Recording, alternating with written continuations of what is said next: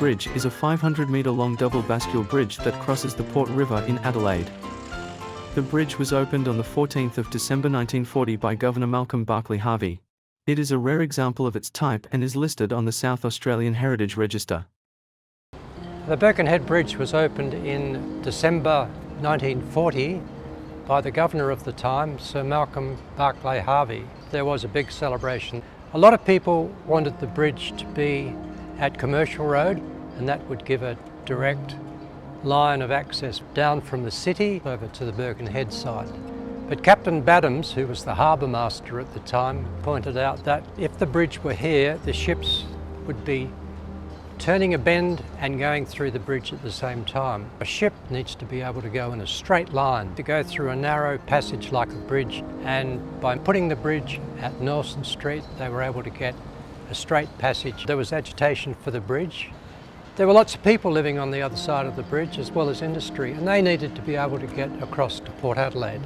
There was one other bridge, the Jervois Bridge, but it was getting congested, so they needed a second bridge. The bridge is 500 metres long. It's called a double bascule bridge. Now, bascule is a French word meaning seesaw. Each of the spans pivots and there is a counterweight.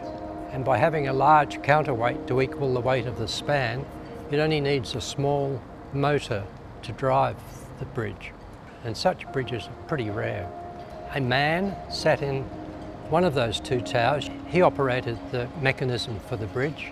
When he got a signal from a ship that was approaching, they'd lower the arms to stop the traffic, and then he would raise up the bascules. Now that doesn't happen anymore.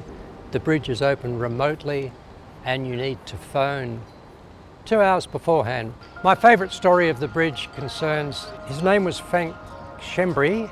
He was a local lad, and he was in the army, a dispatch rider, and he was asked to deliver a message from the headquarters of the army in Adelaide to a ship at Outer Harbour, post haste. When he got down to the bridge, the arms were coming down.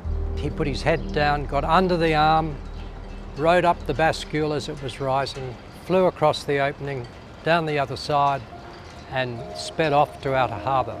He got there just as the ship was leaving, but he got the message out to the ship. During the war, the army drilled holes in the supports for the bridge so that they could put explosives in there to destroy the bridge if the enemy got close to Port Adelaide. But that never happened.